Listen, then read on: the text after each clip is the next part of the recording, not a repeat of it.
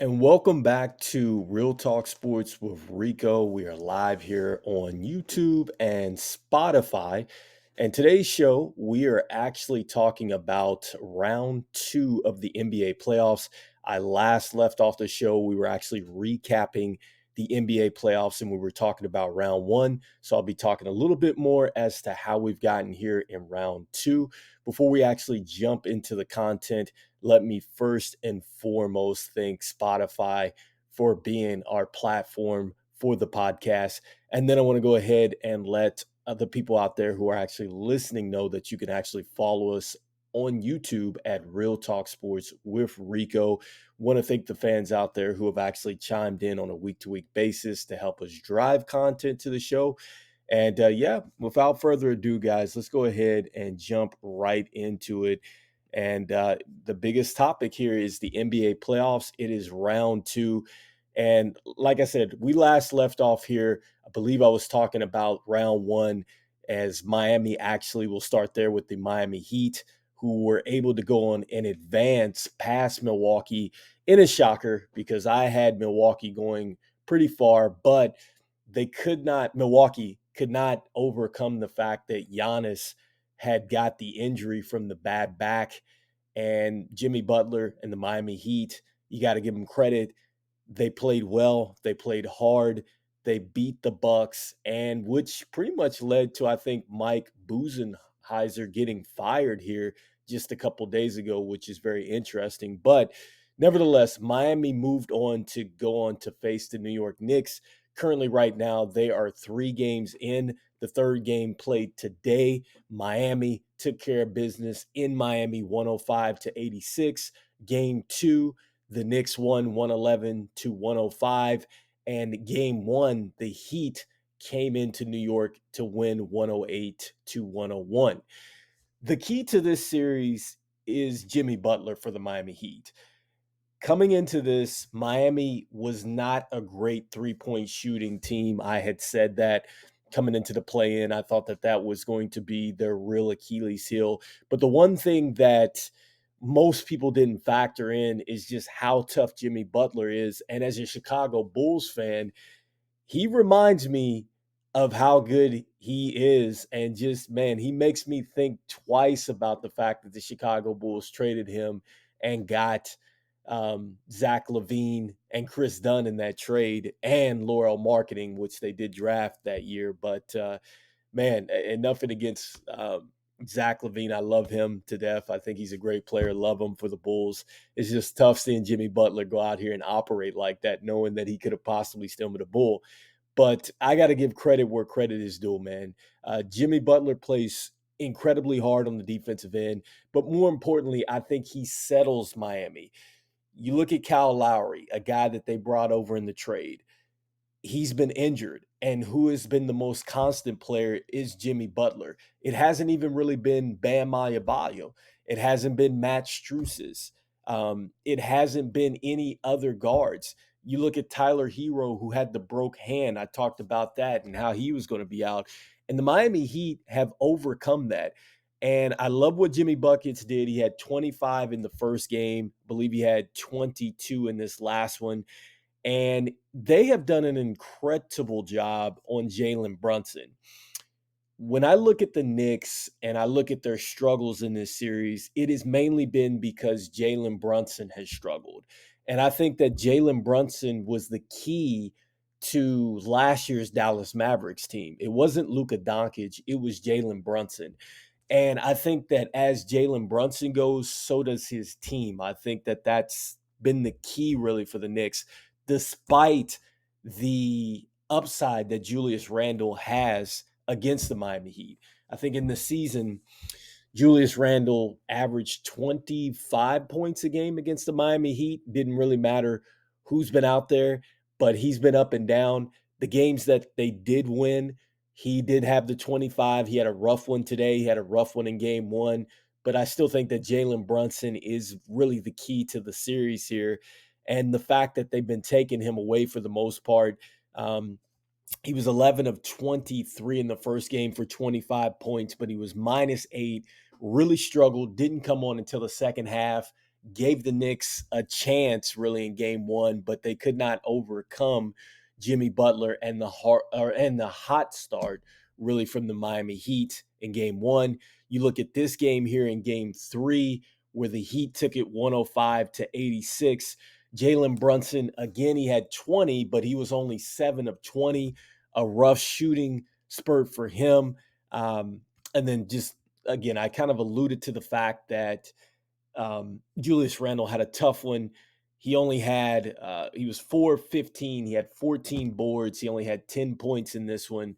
Um, then you look at RJ Barrett, who had been hot, 14 points, 5 of 16 for him. I think Emmanuel quickly, if I'm not mistaken, got injured with a ankle injury late in that game as well. So again, I think that the key for Miami here is that they've got to continue to make it tough for Jalen Brunson. Jimmy Buckets has got to continue to operate in and around the paint, continuing to get and ones. And as he goes, so do the Miami Heat. And then on the other side of this thing is just taking away Jalen Brunson. Wouldn't be shocked if the Miami Heat actually take this series. I think that the experience of the Miami Heat are going to outdo the New York Knicks, even though the New York Knicks probably have, I think, the better roster with RJ Barrett, Julius Randle. Again, you got Brunson, you have Mitchell Robinson, you have Emmanuel Quickly. I love that they have Quentin Grimes. They still have Derrick Rose over there. They still have a plethora of things, and Obi Toppin, who's played pretty well here throughout these playoffs. But I just think that Miami Heat's experience and the way that they've been able to clamp down here is going to make the difference. I expect for Miami to move on. Next up, you have the Boston Celtics, the 2 seed versus the Philadelphia 76ers. I did see this one coming. I thought that the Sixers would be here against the Celtics. I have the Celtics winning this and getting back to the NBA Finals eventually. Right now, they are currently up in this thing 2 games to 1. And I guess starting with the shocker here was the fact that Joel Embiid went down with yet another injury. And this is one of the things that really, really scared me about the 76ers coming in, because I know that the most constant and consistent thing with the 76ers is Joel Embiid. And I felt like if Joel Embiid went down, the Sixers would be in trouble, because I didn't think that they could be carried by James Harden, Tobias Harris, and Tyrese Maxey. In fact, I led into the playoff preview saying that they would only go as far as Joel Embiid would be able to take them, and counting that those players played at the max of their ability. In the first game, I was very shocked. Even though the Celtics came back towards the end, James Harden had a magical game. It looked like he was the James Harden from the years of the Rockets, as they call it. He was 17 of 30, 4 from the free throw line, but more importantly, he had 45 points and 6 assists to go along with a terrific game one. You had Tobias Harris, who had the 18 points there. Um, you also had Paul Reed, who had 10. You had Tyrese Maxey have 26 as well. And I was just really impressed with the way James Harden came out. I thought, wow, if James Harden is able to essentially do this throughout the series, let alone just the series, but I was thinking, man, they could possibly make a deep run here. They would get Joel Embiid back for or game two, right? And they would end up losing the game. And James Harden played poorly in that one. And then you look here at game three as well. The Celtics played well, and James Harden did not play well. And I think the Sixers are in some real trouble. Okay. Jason Tatum, Jaylen Brown, we know what they can do. In this last game, Jason Tatum had 27 points on 10 of 20 shooting, 4 or 5 from the free throw line. More importantly, the Celtics, who come in, I think, behind Golden State as far as 3-point shooting, um, shot the ball at 35%, which is not incredibly good. And it's surprising that Philly shot it at 43%, and the Sixers still got beat pretty badly in this one. So that's very scary and troublesome for the Sixers moving forward. If the if the Celtics are not doing what they have done well for the season and they still go out here and beat you by double digits, that's going to be tough. You look at the fact that James Harden has struggled. He only had 16 points. He was 3 of 14 from the field. He did have 11 assists, but he has clearly taken a back seat since Joel Embiid has come back. And I know that there has got to be some discussion with him because they need him to be at close to MVP level if they're going to get out of this series. And look at the regression here. I talked about the big game that Tobias had in the first game with the 18. He came back in this one with 7. PJ Tucker, he hasn't been shooting the ball from the corner 3-point pocket like he normally has in the past. He only had 9. Tyrese Maxey only 13. I talked about how he had 18 in game 1. And I'm just throwing these numbers out here just to show you guys the regression that Philadelphia has taken. And I think that the load on Joel Embiid's shoulders is just a bit much for him to come back with a sprained knee here to deal with Jason Tatum, who had the 27. Al Horford's been able to step out and bring Joel Embiid out from the basket. He had 17. He's been playing well the last couple games. Marcus Smart had 15. You had Derek White had 13. You had Jaylen Brown had 23. Grant Williams had he didn't score, but he played terrific defense against Joel Embiid, which is a body that they've needed. And so the Celtics look like a team that is ready to advance.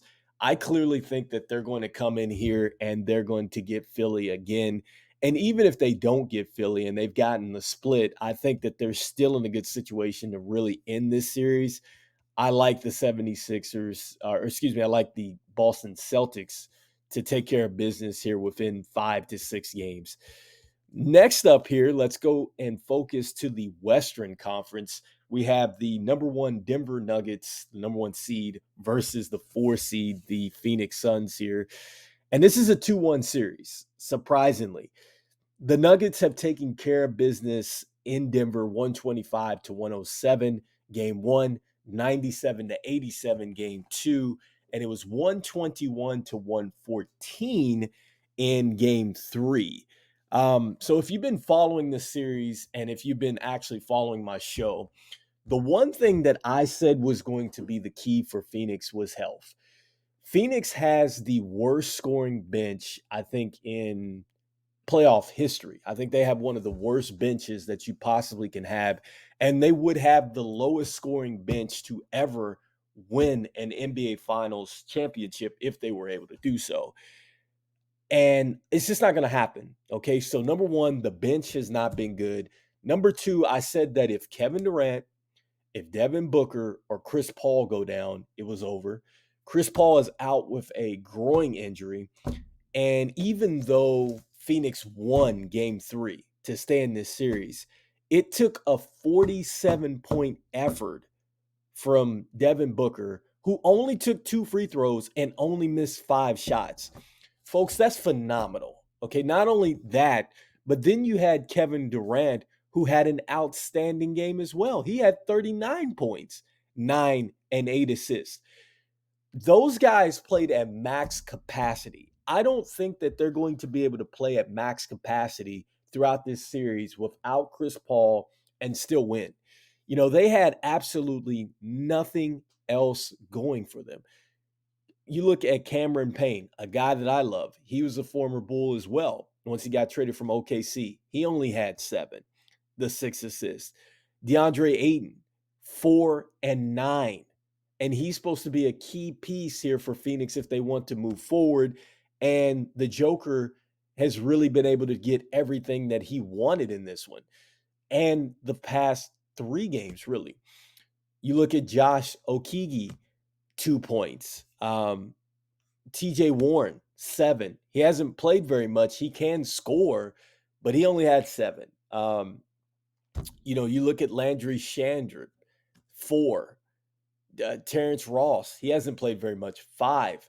That's just not going to be enough for Phoenix to advance. And ultimately speaking, all Denver really needs is they just need to get a split here. Jamal Murray has played outstanding. He had 32 in this one. You had the Joker who had 30, 17, and 7. I can't believe I'm looking at that stat and seeing that. Aaron Gordon had a slow night in this game 3. He only had 9 and 7. He's been playing spectacular here. And so has Porter. Porter had 21 and 12. I've said Denver is just heads and shoulders above Phoenix. And I mean, it is shown in game 1 and 2. It took an epic game 3 from Booker and Kevin Durant. I give them all the credit. I do not think that that is sustainable.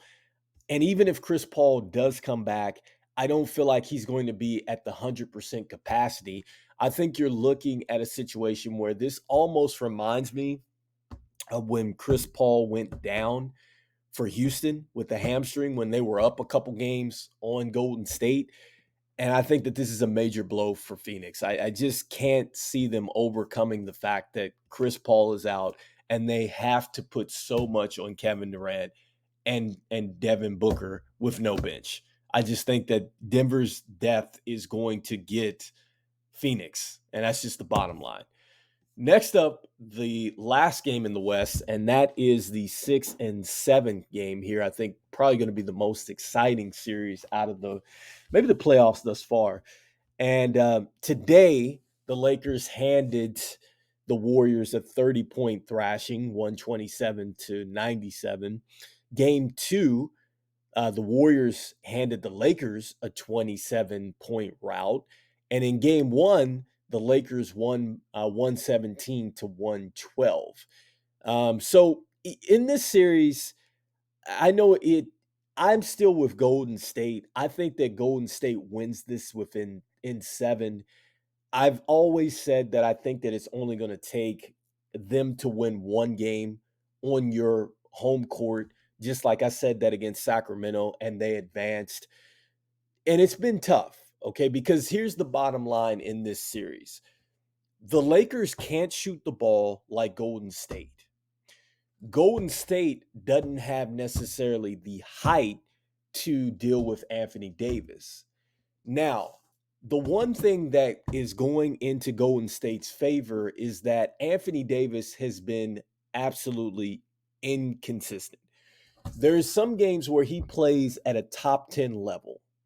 And then there's other games where he's played in the playoffs and you just wonder what has happened? Where has he gone? You look at what happened in the 127 to 100 thrashing. LeBron James had a very good game in that one. But when you look at what happened with Anthony Davis, that's where you question if the Lakers are going to be able to win this series, because Anthony Davis played 33 minutes. He was 5 of 11. He had 11 points, 7 rebounds, and 4 assists. Versus in his game 1 or his game 3, it's just he's just been a beast in those games. And so in game 2, there was a spurt where LeBron James was pretty much, I think he had scored either 14 or 15 straight or something like that. And he just couldn't sustain it. And it's like, if LeBron were 28, I would say, okay, he could make up for the fact that Anthony Davis is inconsistent. But the Lakers are constructed to go really with Anthony Davis. And I know what LeBron's going to bring. LeBron is a clutch. LeBron is a champion. LeBron's going to give you everything that he can give you. He's just not at the stage right now in his career where he can just take the entire roster on his back and carry them through Golden State. I mean, his experience is going to be there, but I think Golden State has players as well. When you look at it, they have more players that are experienced and have been in this championship role than the Lakers do. yes, LeBron has a plethora of experience, but I think that the experience of Golden State is ultimately going to get the Lakers. I'm betting that the defending world champs find a way to beat the Lakers in their house. I think that it's going to be extremely difficult for the Lakers to get another win in Golden State. And to be honest with you, if there was a team that was going to beat Golden State on their home floor, it was the Lakers. I mean, look, LeBron has gone in there on a game 7, okay, after coming back 3 games to 1 and got a win in Dub Nation, okay? And I get the fact that Golden State has the best home record in the NBA, and I think that that eventually is going to trump the Lakers. I do. Because when I see what they did in game 2, the defensive lapses, the coverages that were blown, and the fact that the Golden State Warriors turned it into a track meet, that does not bode well for the Lakers and Anthony Davis and LeBron James. They want to get into a half court affair. And the real reason that this game got away from the Golden State Warriors is because Anthony Davis played well, much like he did in game 1, where he had the 30 points and multiple rebounds and multiple blocks. He had 30, 23, 5 assists, and he also had a bunch of blocks and deflections. That's what they need. I'm not sure that they're going to get that in the remainder of the series. Yeah, and if it's every other game, that bodes well for Golden State. And if it comes down to a game 7, it's going to be in Golden State, which is one of the toughest places to win um, in all the NBA this year. And so I think that Steph Curry and those guys have figured something out with JaMychal Green. I think that that's been a terrific rotational player. I think that at some point for them to slow down Anthony Davis a little bit more, Draymond Green has played as well as he possibly can play. I think he can play even better on the offensive end. And tonight, I think he got into foul trouble. Not I think, I know he got into foul trouble, which definitely hurt the Warriors. And so I think that they're going to figure out a way to keep him on the floor. I think he's going to score more, but Kaminga is going to have to step in there. He's going to have to be a little bit more of a defensive presence for Golden State to get this done. And Jordan Poole is the X factor. Jordan Poole is going to have to be a bit more of a scorer. He's been lackadaisical with the basketball as far as turning it over. And that cannot happen if the Warriors want to escape this series. But I think that ultimately Golden State has the better shooters. They have the better experience. They have the deeper roster. And when you see game 2 where the Lakers struggled, you saw multiple air balls from D'Angelo Russell. You saw Austin Reeves kind of struggle. They took Rudy Hachimura away as well. That's essentially all the youth that the Lakers have, and all those guys are inexperienced in those roles. So expect for the Warriors to get this one within 7. We'll be talking about that hopefully next week when that series wraps up here at the end of the week. And so, with that being said, guys, that is today's show. We do have another show set to come here to you guys tomorrow or later today, actually. We'll be giving you another show. I know we didn't get to you last Sunday, but we got you one today. We're going to come back with another double show. So, I just want to thank everybody out there who has been listening to us on Spotify and you've been checking for us on YouTube. We definitely appreciate you. Appreciate the sponsors out there for putting sponsorship on the show. And I want to thank the fans out there who have actually chimed in on a week-to-week basis here to help us drive topics and content to the show. So the next show, we'll be talking a little bit more about the NBA playoffs, getting you ready for the next set of games here in round 2.